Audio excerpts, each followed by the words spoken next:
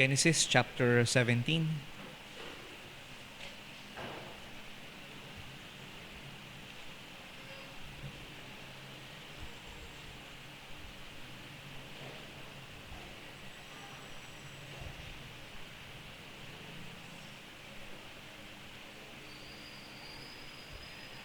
Uh, 17 verse 1.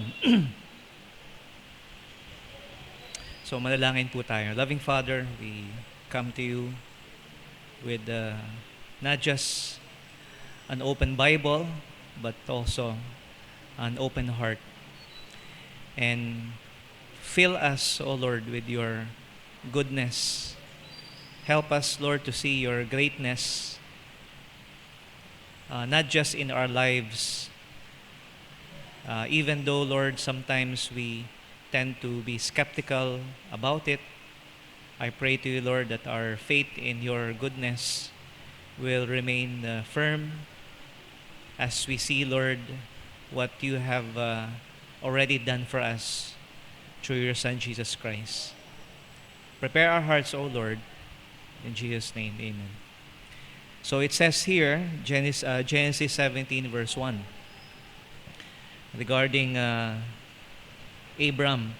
And when Abraham was 90 years old and 9, the Lord appeared to Abram and said unto him, I am the Almighty God.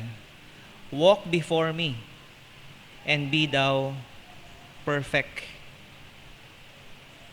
So here we see God revealed himself to Abraham at his point of his life as the Almighty God. And it is a challenge for him, to walk in his ways. And here we find somewhat the balance of God being good and also almighty. Okay, so those of you who have studied this, you understand that while the word Shaddai or El Shaddai is translated Almighty God, so the meaning is about God being all-sufficient. Yes, that's right. Okay, all-sufficient. And God's goodness is not found in merely having so much, or abundance, or having more than what you need. Okay, God's goodness is found in God's sufficiency. When we are satisfied in God, then we could say God is great and God is almighty. So you remember this, that God promised to Abraham to give him an heir, a son. And that promise, was given to him a long time ago, na siya po ay bibigyan ng Panginoon ng isang anak. I talked with a couple, husband and wife, a few weeks ago. Not here, but in another place. And last time I saw them, they just got married. And after 5 years, I saw them again, and they still do not have children. And I try to encourage them. Of course, I know some of you have waited, and God has answered, your prayers. So it's not impossible. And of course, our main encouragement we find in the scriptures about Abraham. So from the time that God promised to him up to this time that he was 99 years old, that was already 24 years that has passed. So 24 na taon na po ang nakalipas that nung sinabi po ni Yahweh, sinabi po ng Diyos, when God said to Abraham, I will give you a son. And now he was 99 years old. So medyo parang sinasagad ng Panginoon. Sinasagad ng Panginoon yung pananampalataya ni Abraham. But here, it's not just about, will God do what He says? Okay? So ang binibigay po rito ng Panginoon kay Abraham is this. Are you satisfied with me? Am I enough? Is God enough? So I know, we pray and we think, God will provide for the things that we ask from God. Pero ang tanong ho ba, mga minamahal? And in the case of Abraham, what if God, and there is no possibility that God will go back on His promise, but kung sabihin kaya ng Panginoon na, it's not going to happen. Okay? Will Abraham still be happy? Will he be satisfied?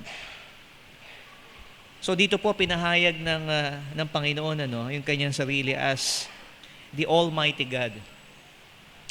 The God who is all sufficient. And because God is all sufficient, we are satisfied in Him. And we find our satisfaction in God. So ang tanong po natin, so paano tayo magiging satisfied while God, may not give us what we want? Paano natin masasabi na magiging masaya po tayo sa Diyos kung hindi niya naman binibigay sa atin? Maaaring binibigay niya sa iba, but He withholds some things from you. Now, God wants us to be satisfied in Him in the same way that He is satisfied with His Son, Jesus Christ. You see, for God, Jesus is enough. God finds His satisfaction in His Son. So, ang Diyos po, is the ultimate good. He is all that we need. Okay? So lahat po ng kailangan natin, mahahanap po natin sa ating Diyos. So sabi nga, He is the summum bonum, the ultimate good. But ang problema po, mga minamahal, there's something in us that is not good. Okay? So, makasalanan po tayo. And God is not satisfied in us. So tuwing tinitingnan po tayo ng Diyos sa ating kasalanan, hindi masaya ang Diyos. Okay? God hates sin so much. Okay, so alam po natin na ang Diyos, God is love. Alright? But God is also holy. And God is angry with sinners every day. He hates sin so much that it took the death of His Son to take His vengeance on sin itself. So His love for Jesus is as great as His hatred for sin. Okay, so labis po ang pagkamuhi ng ating Diyos na ang kanyang pong pinakamamahal na anak ay kanya pong sinakripisyo for sin. So, yun po ang sagot po ng Panginoon sa kanya pong I don't want to say the eternal, it's not eternal, yung kanya pong kakulangan ng satisfaction because of sin. God's appetite has been satisfied in the death of Jesus Christ. So ang tanong po, as many would the universalists would ask, so hindi na pala kailangan pumunta sa impyerno ang mga makasalanan. Okay? So kung namatay na pala si Jesus para sa kasalanan, na solusyonan na ang kasalanan, then why do sinners have to go to hell? So assuming na sila po ay hindi nagtitiwala sa anak ng Diyos na namatay para sa kanilang kasalanan. At ang dahilan po kung bakit ang isang makasalanan, he does not trust in the Lord Jesus Christ as his Savior because of this. He thinks Jesus Christ is not enough. Hindi ho sapat si Jesus. Kulang si Jesus. Jesus Christ does not satisfy them. And so they don't believe in Him and they don't trust in Him. So yun po ang dahilan sa kabila po ng katotohanan na binayaran ni Jesus ang kasalanan, meron pa ring mapahamak sa impyerno. Dahil pinili po nila na hindi magtiwala kay Jesus because He is not enough for them. Because men are not looking for God's satisfaction. They don't care. Wala ho silang pakialam kung masaya ba ang Diyos sa ginawa ni Jesus. Ang main issue po sa ating mga makasalanan is, masaya ho ba tayo? At alam niyo po, kung ang kasiyahan po natin ay wala sa Diyos, habang panahon po, mga minamahal, sa impyerno, hindi ho mapupunuan ang ating pong pagkauhaw, yung pagnanasa, okay? Because it is only God Himself that could satisfy us.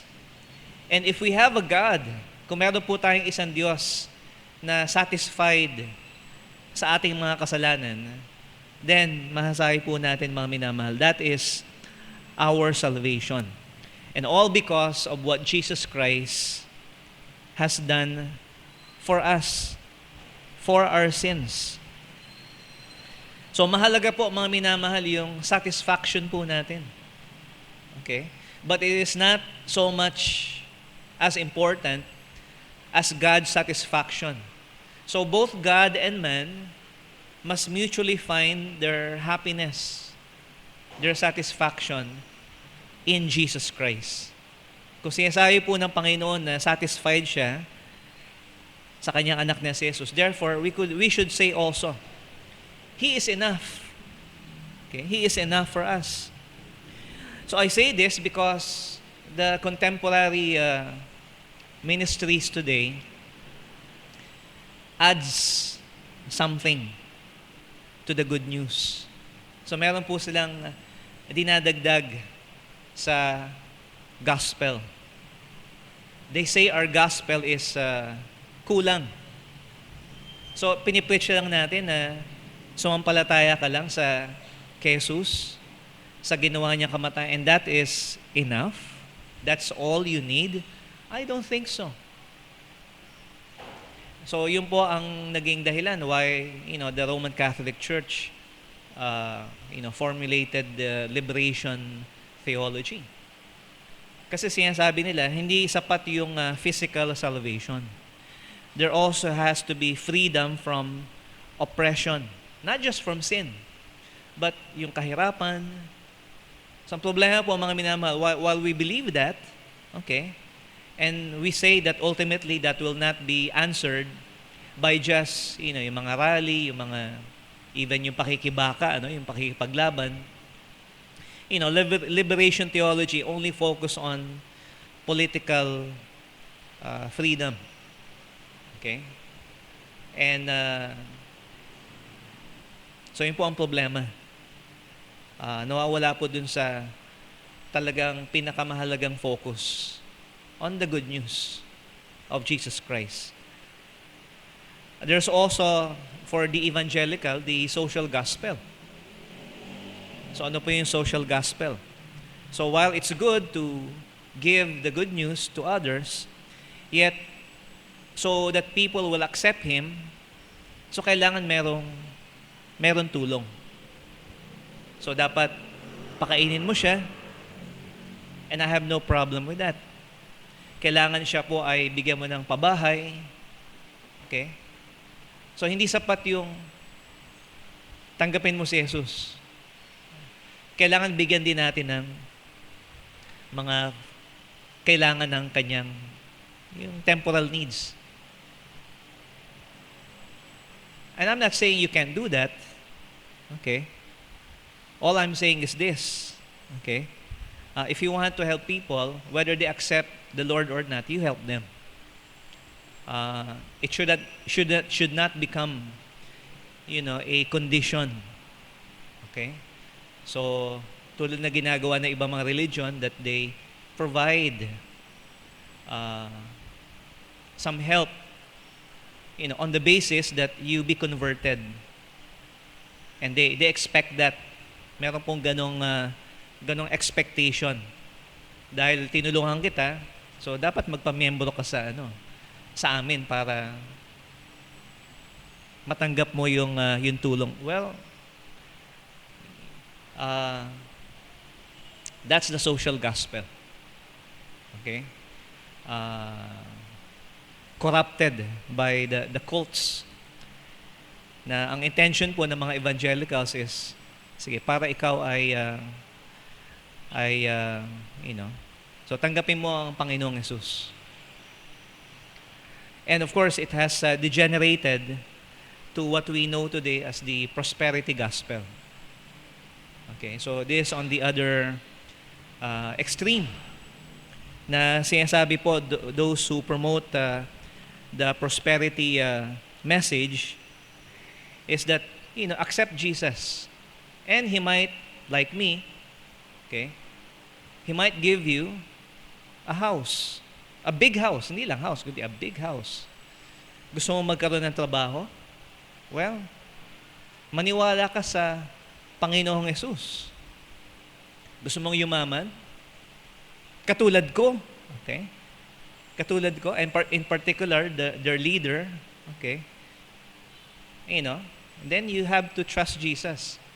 And most people would say, kung may pag-asa na bibigyan ako ng Panginoon ng abundance. Okay? Yes. Okay? I will accept the Lord Jesus Christ. Okay? Minsan nanonood ako ng mga nangangaral po sa TV, sa cable madami and they call themselves apostles and bishops. And there was this one guy who was saying to the people that he was preaching to, sabi niya, alam niyo, nag-fasting ako. At binigyan ako ng Panginoon ng 10 million. 10 million, sabi niya. So, malay niyo, kung mag-fasting kayo, bibigyan din kayo. Okay? So, I mean, what are people being drawn to? It is this. Okay? Bibigyan ba ako ng Panginoon ng bahay? Malaking He might give me a BMW, a nice car. Yes, I will accept Jesus Christ. Okay? Wala namang mawala sa akin kung tatanggapin ko. However, mga minamahal, the idea that it promotes is that it's not enough.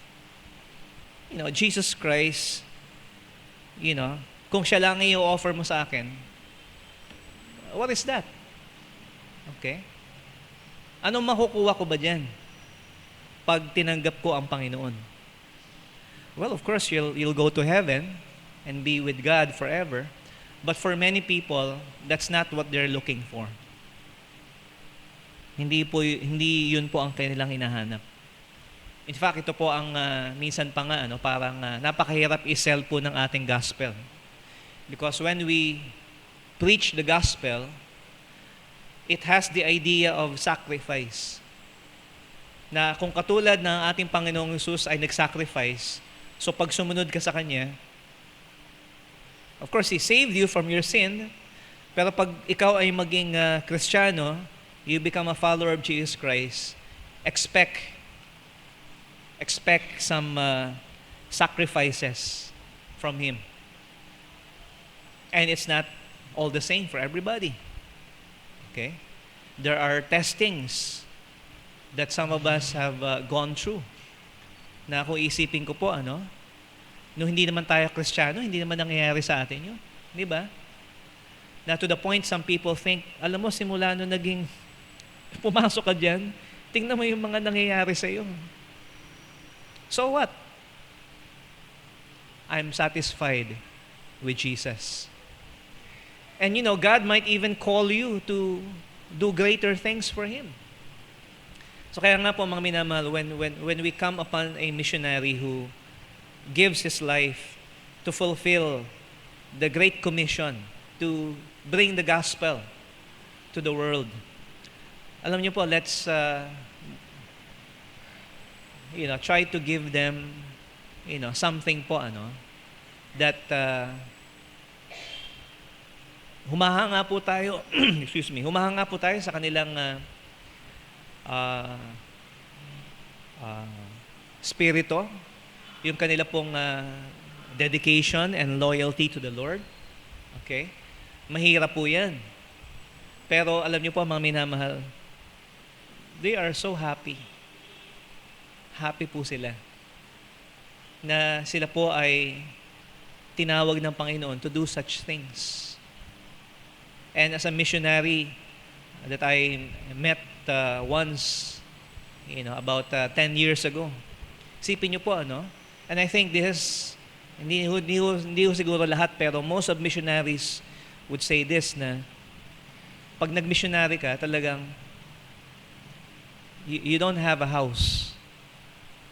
They literally, they give up their house, because kailangan ba nila ng bahay to where they're going? Well, they need to live someplace else.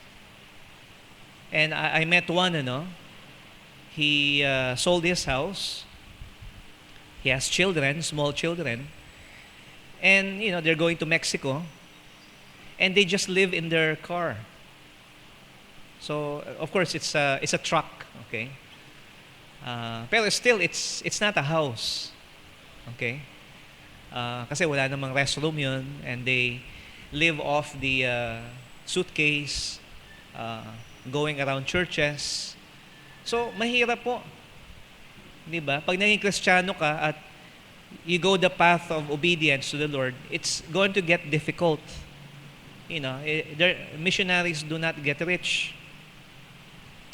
Usually, those who truly follow Him. Pero one thing na nakikita ko po sa kanila pong buhay po nila, masaya po sila. They are satisfied. Because to be able to do that, to be able to share about what Jesus Christ has done for us, and that God is satisfied with His Son Jesus Christ. Alam niyo po yun po ang dahilan, mga minamahal. And so kaya nga po makikita po natin, going back to Abraham. Okay? So saan daw ang sufficiency? It's not in yung ibibigay ng Panginoon sa kanya, but it's in God. Okay? And Abraham was tested in this regard. Okay? Pagdating po sa Genesis chapter 22, after probably 11 or 12 years that God's promise was fulfilled. Okay? So makikita po natin na sinubok po itong si Abraham, that God asked for the life of Isaac, his son. Okay? At of course, hindi naman natin sinasabi na Abraham was so glad to be able to do that. Okay? I'm sure there was some struggle in him.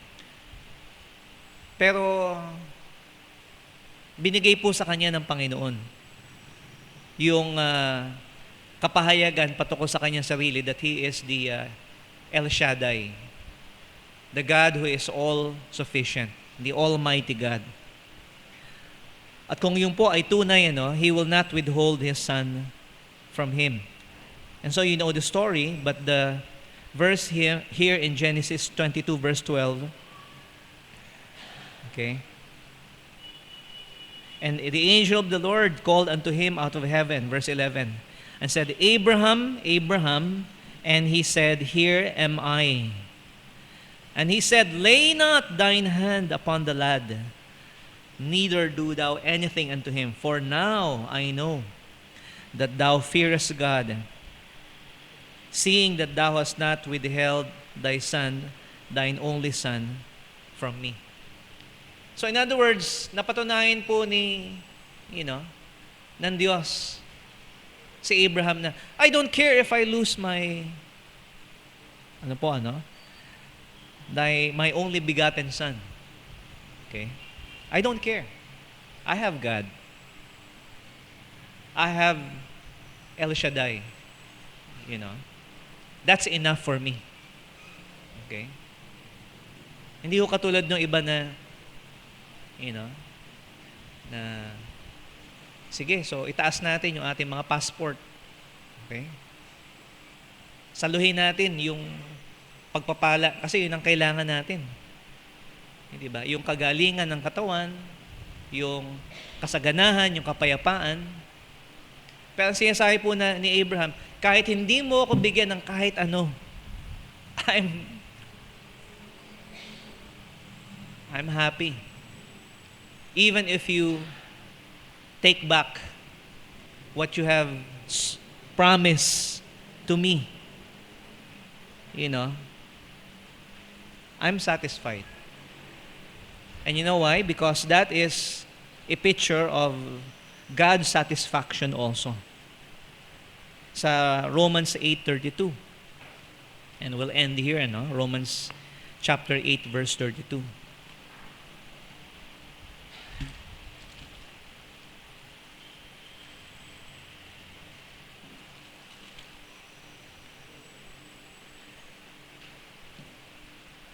And he that spared not his own son, but delivered him up for us all, how shall he not with him also freely give us all things? So katulad po ni Abraham,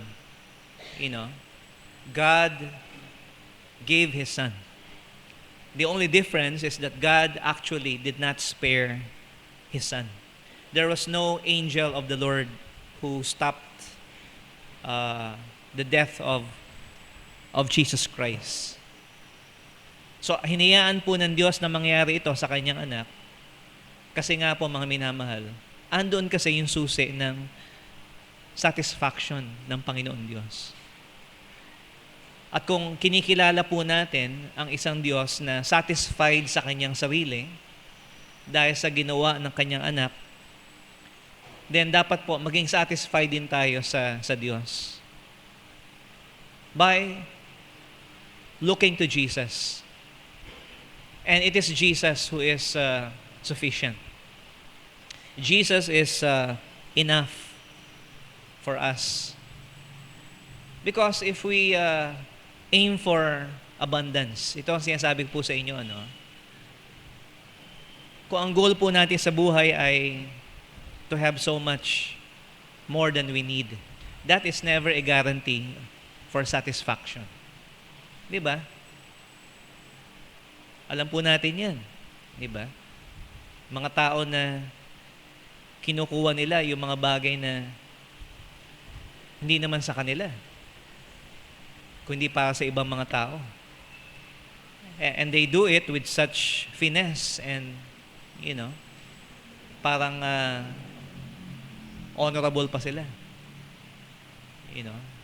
Wala silang kasapatan. Di ba? Nakakulong na nga, gusto pa ng wifi. Di ba? So, kaya ba natin yun na yung hindi nga nakakulong, wala namang wifi. Di ba? So, ang sinasabi lang natin po, mga minamahal, kaya ho nating mabuhay. Kahit wala ho ang mga bagay na ito. Okay? Paul said, having food and raiment, let us be content. Diba? Marami siyang na-left out doon, ano? Ibig sabihin, pagkain lang at saka damit. Well, let's be content with that. But even if you don't have those things, ang point po, when we have God as our satisfaction, okay? Jesus Christ is enough. Kasi yun lang po ang tanging ibinigay po sa atin ng Panginoon, yung kanyang anak, na siya talagang nakakatulong po sa atin. Okay? So we should want and desire Jesus Christ more than anything.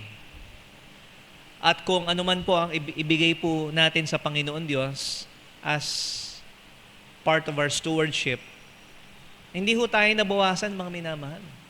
You know? We did not lose anything. By the fact that we have gained the favor of God through His Son, Jesus Christ. So, He is satisfied with Jesus Christ, and God is satisfied with us. So, having Jesus is enough for us. Okay? It is enough. And anything that God gives us above and beyond, you know, is not something to make you more happy. Hindi po. Okay? Basta wag lang mawala yung focus po natin, you know, sa Panginoon. And it's not about, you know, the approval of other people, okay? And sometimes we compare ourselves with those who have more than we do. Okay, pero hindi po yun ang mahalaga, you know, mga minamahal. Life is not about keeping up with, you know, with other people. Okay? Hindi po. Kung hindi maging masaya po tayo at maging mapagpasalamat po tayo at sambahin po natin ang Diyos with what He has given us. And the main thing that God gave us is His Son, Jesus Christ, through His sacrifice and death for us. So ang tanong po, mga minamahal sa atin, you know, is God satisfied with us? And are you satisfied in God? And the way that we could be satisfied, like Abraham, you know, siya po ay naging larawan ng satisfaction ng Diyos nung ginawa po ng Diyos na binigay niya ang kanyang anak na si Jesus. So, let's be satisfied with Jesus Christ. So tayo po ay manalangin. Maraming po salamat po sa iyo, Panginoon Diyos. And I pray, Lord, that you would put a rest and an end, Lord, to our desires, our wants, our craving, Lord, for things that are not going to give us satisfaction. But if that you have already given us, Lord, what we need, and we have your Son, Jesus Christ, then help us, Lord, to look at that, to behold what Jesus Christ has done for us. And by that, we may prove that you are truly El Shaddai, the Almighty God, who is all-sufficient. This we pray in Jesus' name. Amen.